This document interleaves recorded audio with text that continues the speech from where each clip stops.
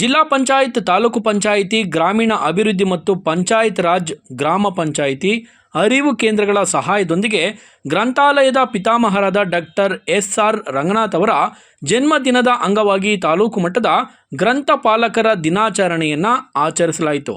ಈ ಒಂದು ಕಾರ್ಯಕ್ರಮಕ್ಕೆ ಎಸ್.ಆರ್. ರಂಗನಾಥ್ ಅವರ ಭಾವಚಿತ್ರಕ್ಕೆ ಹೂ ಹಾಕುವ ಮುಖಾಂತರ ಉದ್ಘಾಟನೆ ಮಾಡಲಾಯಿತು. ನಂತರ ಮಾತನಾಡಿದ ತಾಲೂಕು ಪಂಚಾಯತ್ ಕಾರ್ಯನಿರ್ವಹಣಾ ಅಧಿಕಾರಿ ಶಶಿಧರ್ ಕೆಜಿ ಅವರು, ಗ್ರಂಥಪಾಲಕರ ಮೇಲೆ ಸರ್ಕಾರವು ತುಂಬಾ ನಂಬಿಕೆ ಇಟ್ಕೊಂಡಿದೆ. ಅದಕ್ಕಾಗಿ ಪ್ರತಿಯೊಂದು ಗ್ರಾಮ ಪಂಚಾಯಿತಿಯ ವ್ಯಾಪ್ತಿಗೆ ಒಂದು ಗ್ರಂಥಾಲಯವನ್ನ ಸ್ಥಾಪಿಸುತ್ತಿದೆ.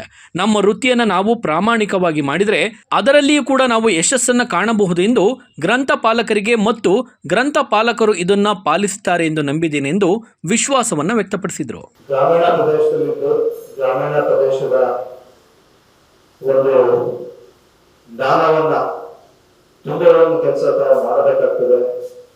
ಸಾಕಷ್ಟು ಸರ್ಕಾರ ಸಾಕಷ್ಟು ಸೌಕರ್ಯ ಕೊಡ್ತಾ ಇದೆ.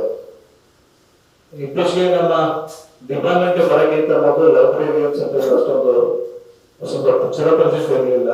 ಆದ್ರೆ ಅಂದಿನ ನಮ್ಮ ಹಿರಿಯ ಅಧಿಕಾರಿಗಳಾದ ಶ್ರೀಮತಿ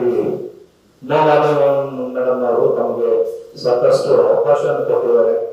ಅವಕಾಶ ಎಲ್ಲ ಬಳಸಿಕೊಂಡು ತಾವು ಗ್ರಂಥಾಲಯದಲ್ಲಿ ಚೆನ್ನಾಗಿ ಕೆಲಸ ನಿರ್ವಹಿಸಿ ಗ್ರಾಮೀಣ ಪ್ರದೇಶದ ಒಂದು ಜ್ಞಾನ ಬಿಡುವಿಗೆನ ತಾವು ಕೊಡಬೇಕು ಅಂತ ನಾನು ಕೇಳ್ಕೊಳ್ತೀನಿ. ಈ ಸಂದರ್ಭದಲ್ಲಿ ನಮಗೆ ಒಂದು ಕಿವಿ ಮಾತು ಹೇಳಲಿಕ್ಕೆ ಏನು ಇಷ್ಟಪಡ್ತೀನಿ ಅಂತ ಹೇಳಿದ್ರೆ, ತುಂಬಾ ಕಂಪ್ಲೇಂಟ್ಸ್ ಬರ್ತಿದೆ ನಿಮಗೆ ಆ ಬಗ್ಗೆ.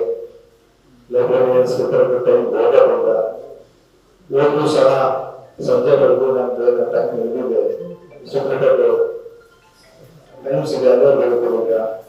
ಆದ್ರಿಂದ ದಯವಿಟ್ಟು ನಮ್ಮ ಕೆಲಸ ಯಾವುದೇ ಇರ್ಬೋದು, ಆ ಕೆಲಸಕ್ಕೆ ಗೌರವ ಕೊಡೋದು, ನಾವು ಪ್ರಾಮಾಣಿಕವಾಗಿ ಕೆಲಸ ಮಾಡೋದು ಅಷ್ಟೇ ಗೌರವ ಕೊಡುತ್ತೆ. ಅದರಿಂದ ತಾವೆಲ್ಲರೂ ಸಹ ತಮ್ಮ ಹುದ್ದೆಗೆ ಗೌರವ ಕೊಡ್ತಾ ಸಮಾಜದಲ್ಲಿ ಒಂದು ಗೌರವ ಸ್ಥಾನದಲ್ಲಿ ತಾವೆಲ್ಲ ಬದುಕ್ತೀರ, ಸರ್ಕಾರದ ಆಶಯಗಳಿಗೆ ತಕ್ಕಂಗೆ ಕೆಲಸ ಮಾಡ್ತೀರ ಅಂತ ಈ ಸಂದರ್ಭದಲ್ಲಿ ನಾನು ಆಶಿಸ್ತಾ. ನಂತರ ಮಾತನಾಡಿದ ಶಿವಮೊಗ್ಗ ಜಿಲ್ಲೆಯ ಗ್ರಂಥಾಲಯ ಮೇಲ್ವಿಚಾರಕರ ಸಂಘದ ಜಿಲ್ಲಾಧ್ಯಕ್ಷ ಬಲೀಂದ್ರಪ್ಪ ಅವರು ಮಾತನಾಡಿ, ಕಳೆದ ಎಷ್ಟೋ ವರ್ಷಗಳಿಂದ ನಾವು ಸಣ್ಣ ವೇತನದಿಂದ ಈ ಕೆಲಸ ಮಾಡಿಕೊಂಡು ಬರುತ್ತಿದ್ದೇವೆ. ಈಗ ನಮ್ಮ ವೇತನ ಒಂದು ತಿಂಗಳಿಗೆ 12,000 ರೂಪಾಯಿಗಳು ಮಾತ್ರ. ಇದರಿಂದ ನಮ್ಮ ಜೀವನ ಸಾಗಿಸಬೇಕು.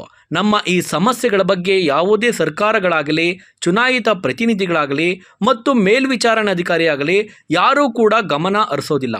ನಮ್ಮ ಉನ್ನತ ಹುದ್ದೆಯಲ್ಲಿರುವಂತಹ ಅಧಿಕಾರಿಗಳ ಒಂದು ದಿನದ ಖರ್ಚಿನಲ್ಲಿ ನಾವು ಒಂದು ತಿಂಗಳ ಇಡೀ ಸಂಸಾರ ಸಾಕಬೇಕು. ಇನ್ನು ಮುಂದಾದರೂ ನಮ್ಮ ಗ್ರಂಥಪಾಲಕರಿಗೆ ಸರ್ಕಾರವು ನಮಗೆ ವೇತನವನ್ನು ಹೆಚ್ಚು ಮಾಡಲಿ ಎಂಬುದೇ ನಮ್ಮ ಬೇಡಿಕೆ ಮತ್ತು ಕಳಕಳಿಯೂ ಕೂಡ ಆಗಿದೆ ಎಂದು ಅವರು ಬೇಸರದ ನುಡಿಗಳನ್ನು ನುಡಿದರು.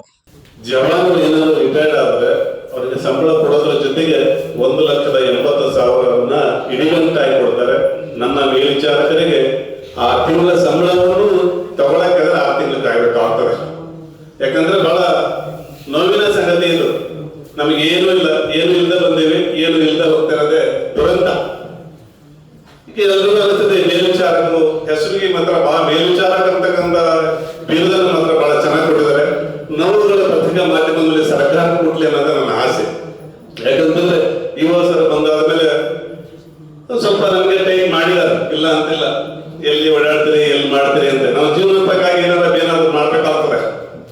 ಈಗ ಮಾಧ್ಯಮದ ಟೈಪ್ ಆಗಿಬಿಟ್ಟು ನಾವು ಮನೆ ತೋಟ ದುಡ್ಡು ತಂದ್ಬಿಟ್ಟು ಇಲ್ಲಿ ನ್ಯೂಸ್ ಮಾಡೋದು, ನಾವು ಮನೆ ದುಡ್ಡು ತಂದ್ಬಿಟ್ಟು ಇಲ್ಲಿ ಕೆಲಸ ಮಾಡಿ ಬೇರೆ 12,000 ಕಾಲ ಹಾಕ್ಬೇಕಾಗಿದೆ. ಹಾಗಾಗಿ ನಮ್ಮ ಪರಿಸ್ಥಿತಿ ನಮ್ಮಂತರ ಏನೋ ಮಾಡ್ತೇವೆ ಬಿಡಿ. ನಾವು ಸ್ವಲ್ಪ ಮನೆ ಕಡೆ ಸೋರ್ಸ್ ಮಾಡಿಕೊಂಡಿದ್ದೀವಿ, ಬಚಾವಾಗಿದ್ದೀವಿ. ಲಕ್ಷ್ಮಣಪ್ಪನು ಅಲ್ಪ ಸ್ವಲ್ಪ ಮಾಡಿದ್ದಾರೆ. ಕೆಲವರು ಅದರಲ್ಲೇ ಜೀವನ ಮಾಡೋದಾಗ ಬಹಳ ಕಷ್ಟ. ನೀವು ಮೊನ್ನೆ ಪೇಪರ್ ನೋಡಿದಿರಿ, ನ್ಯೂಸ್ ನೋಡಿದಿರಿ. ಹೊಳೆಯೂರು ರಾಜಪ್ಪ ಅಂತ ಹೇಳಿ 1 ಗುಂಟೆ ಜಮೀನಿಲ್ಲ, ಒಂದು ಬಾಡಿಗೆ ಮನೆ ಇದೆ, ಗಂಡ ಹೆಂಡತಿ ಮಕ್ಕಳಿದ್ದಾರೆ. ಸ್ವಲ್ಪ ಓದಿಸಿದ ಮಗನ್ನ ನಿನ್ನೆ ನಿವೃತ್ತಿ ಹೊಂದ್ತೀನಿ ಅನ್ನೋ ಗೊತ್ತಾಗಿ 31ನೇ ತಾರೀಕು ತಾಲೂಕ್ ಪಂಚಾಯತ್ ಎದುರಿಗೆ ಒಂದು ಗೂಡಂಗಡಿಯನ್ನು ಮಾಡಿದೆ. ನಾವು ಜೀವನ ಎಲ್ಲಿಗೆ ಹೋಗತ್ತಂತಕ್ಕದ್ದನ್ನು ನಾವು ಅರಿಬೇಕಾಗ್ತದೆ. 12,000 ಸಂಬಳ ದಿನ ತಿಂಗಳಿಗೆ ಸರಿ ಆಗೋದು.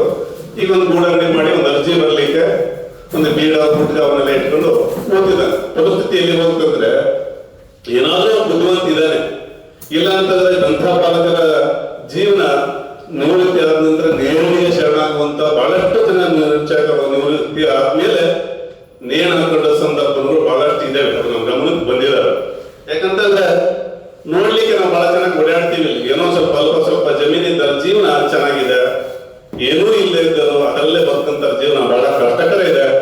ಮಾಧ್ಯಮ ಮಿತ್ರರಲ್ಲಿ ವಿನಂತಿ ಮಾಡ್ತೀನಿ, ಮಾನ್ಯ ಅಧಿಕಾರಿಗಳಲ್ಲಿ ವಿನಂತಿ ಮಾಡ್ತೀನಿ, ನನಗೆ ಏನಾದರೂ ಮಾಡಿ ತಾವು ಸರ್ಕಾರ ಗಮನ ಸೆಳೆಯುವಂತ ನಿಟ್ಟಿನಲ್ಲಿ ತಾವು ಮೇಲಧಿಕಾರಿ ಗಮನ ತರಬೇಕು ಅಂತ ಹೇಳಿ. ಈ ಸಂದರ್ಭದಲ್ಲಿ ಜಿಲ್ಲಾ ಪಂಚಾಯತ್, ತಾಲೂಕು ಪಂಚಾಯತ್, ಗ್ರಾಮ ಪಂಚಾಯಿತಿ, ಪಂಚಾಯತ್ ರಾಜ್ ಮಟ್ಟದ ಅಧಿಕಾರಿಗಳು ಮತ್ತು ತಾಲೂಕಿನ ಎಲ್ಲಾ ಗ್ರಂಥಪಾಲಕರು ಭಾಗಿಯಾಗಿದ್ದರು. ವಿಜಯ್ ಗೌಳಿ, ಜನತಾ ಮೀಡಿಯಾ, ಸೊರಬ.